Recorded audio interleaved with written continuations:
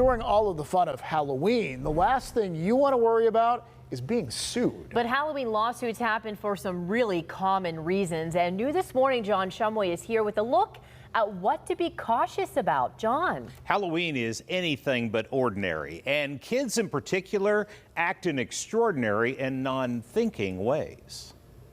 When the trick-or-treaters come calling, the last thing you want is for it to become trick-or-trippers on your sidewalk.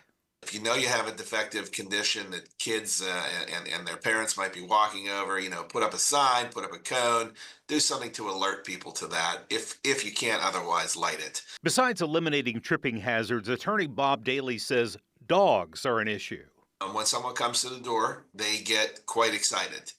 And he says don't assume my dog would never. People are coming to the door, ringing the doorbell, knocking on the door, dressed as vampires, witches, clowns, and the like.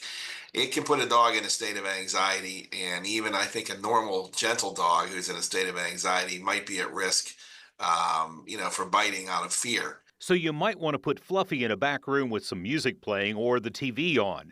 Or move your candy distribution center to take the dog and the tripping hazards out of the picture. You might want to consider moving it out to the front of your steps so that people don't have to walk. Daly says homemade treats should be avoided. I think that's where, any potential risk of food poisoning liability might be. And he adds, be especially careful behind the wheel. Children 4 to 8 years old are about 10 times more likely to be hit by a vehicle during the trick-or-treating hours than otherwise.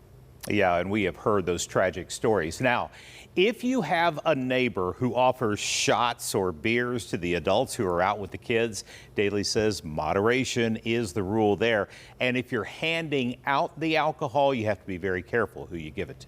Oh, absolutely. Yeah. Yeah, but no homemade treats. The store-bought stuff is fine, but I think about all the kids that have peanut allergies now.